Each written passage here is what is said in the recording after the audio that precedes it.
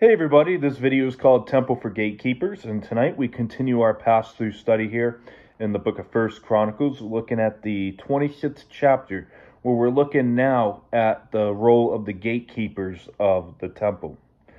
So 1 Chronicles chapter 26, as we're in our finale week of 1 Chronicles, says, concerning the divisions of the gatekeepers of the Kohathites, Meshelemiah the son of Kor, of the sons of Asaph, and the sons of Meshelemiah were Zechariah the firstborn, Zediel the second, Zebediah the third, Jethniel the fourth, Elam the fifth, Jehohanan the sixth, Elihonai the seventh. Moreover, the sons of Obed-Edom were Shemaiah the firstborn, Jehozabad the second, Joah the third, Sakar the fourth, Nathaniel the fifth, Amiel the sixth, Issachar the seventh, Puthai the eighth, for God blessed him. So today's chapter, as the introduction, we're going to be covering the gatekeepers and the administrators. And this passage goes right with chapter 9, verse 17 through 27, that we looked at back earlier last month. And these gatekeepers, they had duties such as checking out equipment, utensils, storing and ordering and maintaining food for the priests and sacrifices, and caring for the temple's furniture, and mixing the incense daily, buried, and accounting for gifts brought. And these are the divisions given here of the gatekeepers. In verse 6 through 8 says, also to Shemaiah his sons were sons born who governed their father's houses, because they were men of great ability. The sons of Shemaiah were Othni, Raphael, Obed, and Elzabad, whose brothers Elihu and Samachiah were able men. All these were the sons of Obed-Edom, they and their sons and their brethren, able men, with strength for work, 62 of Obed-Edom. So Shemaiah was of the family of the gatekeepers, yet his sons rose to positions of high responsibility because they were men of great ability. And they were also described here as able men with strength for the work. And verse 9 through 12 says, and Meshelemiah had sons and brethren, 18 able men. Also Hosah of the children of Merari had sons, Shimrei the first, for though he was not the firstborn, his father made him first. Hilkiah the second, Tabaliah the third, Zechariah the fourth. All the sons and brethren of Hosah were 13. Among these were the divisions of the gatekeepers, among the chief men, having duties just like their brethren to serve in the house of the Lord. So some would make the distinction between the spiritual work of the temple and the practical work of the temple, and regard the spiritual work as more important. And the chronicler is careful here to remind us that the work of these gatekeepers, whose services were more practical in nature, were esteemed by God just as valuable. And their duties in verse 12 are given back in 1 Chronicles chapter 9, verse 17 through 27. In verse 13 through 19 says, and they cast lots for each gate, the small as well as the great, according to their father's house.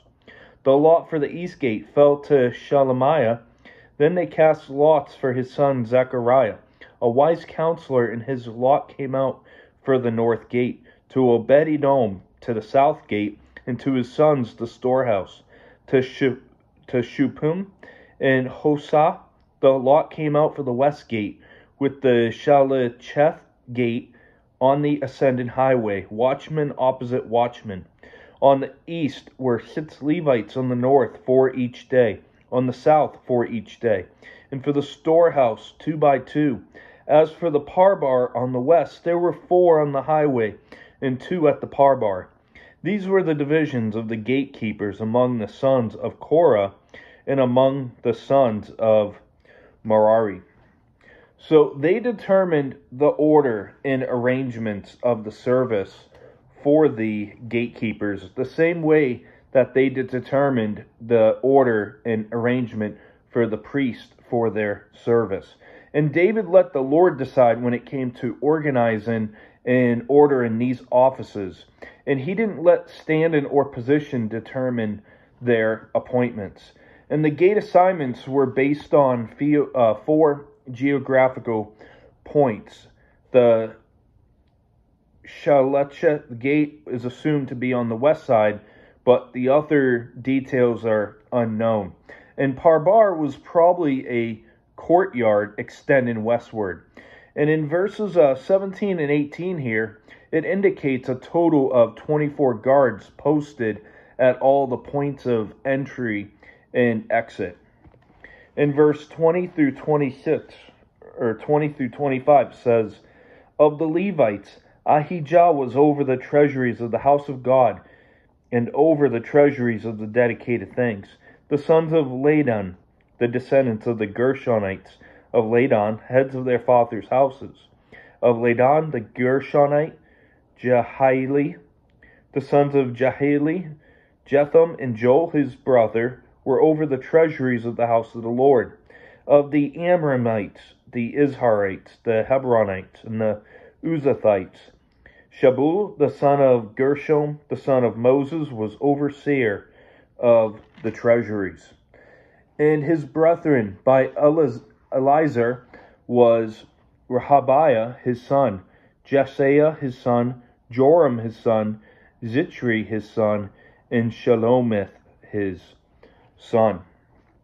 So we see here, verses 20 through 25, David set in order the financial organization necessary to the administrative of the building of the temple, including oversight of all the riches brought in by David's conquests of the neighboring peoples. And the Levites, they watched over the store of these valuables given to the Lord. And this is a general reference to all the precious things committed to their trust, including contributions from David and the people, as well as the war spoils given by triumphant soldiers. In verse 26 through 28 says, the Shalomith and his brethren were over all the treasuries of the dedicated things, which King David and the heads of his father's houses, the captains over thousands and hundreds, and the captains of the army had dedicated. Some of the spoils won in battle they dedicated to maintain the house of the Lord. And all that Samuel the seer, Saul the son of Kish, Abner the son of Ner, and Joab the son of Zeruiah had dedicated, every dedicated thing was under the hand of Shalomith and his brethren. So verses 26 through 28, the chronicler shows Shemelith, a notable overseer of the treasuries of the house of God. In verse 29 through 32, to wrap up the verses here, says, of the Izharites, Chenaniah and his sons performed duties as officials and judges over Israel outside Jerusalem. Of the Hebronites, Hashabiah and his brethren, 1,700 able men, had the oversight of Israel on the west side of the Jordan for all the business of the Lord and in the service of the king. Among the Hebronites, Jerijah was head of the Hebronites according to the genealogy of the fathers. In the 40th year of the reign of David, they were sought, and there were found among them capable men at Jazer of Gilead. And his brethren were 2,700 able men, heads of fathers' houses, whom King David made officials over the Reubenites and the Gadites and the half-tribe of Manasseh for every matter pertaining to God and the affairs of the king. So we see there were 6,000 magistrates exercising judicial functions throughout the land. And in verse 31, it says the 40th year would have been the last year of David's reign back in 971 BC. So for a quick wrap up here, I know these videos have been pretty short to the point as we're looking through the description and the division of the labor for the temple here. But the chronicler, he shows the divisions of the gatekeepers, and he speaks on Shemaiah and his sons, as well as the other sons of Obed-Edom. And we see that he covers the lot for each family of the gatekeepers, even if the details might seem over your head. And the chronicler, he closes out the chapters on the overseers for the treasuries of the house of God. And the one thing that stood out here was Shemalith to me. And the chapter, it ends here with the other Izharite servants for the kingdom of Israel. So that's going to wrap up this chapter here for today. We'll see you next, as we're going to look at the tribal leaders and the officials of the armies and civil leaders next in chapter 27. So I hope you have a great rest of your evening. God bless, and we'll see you next time.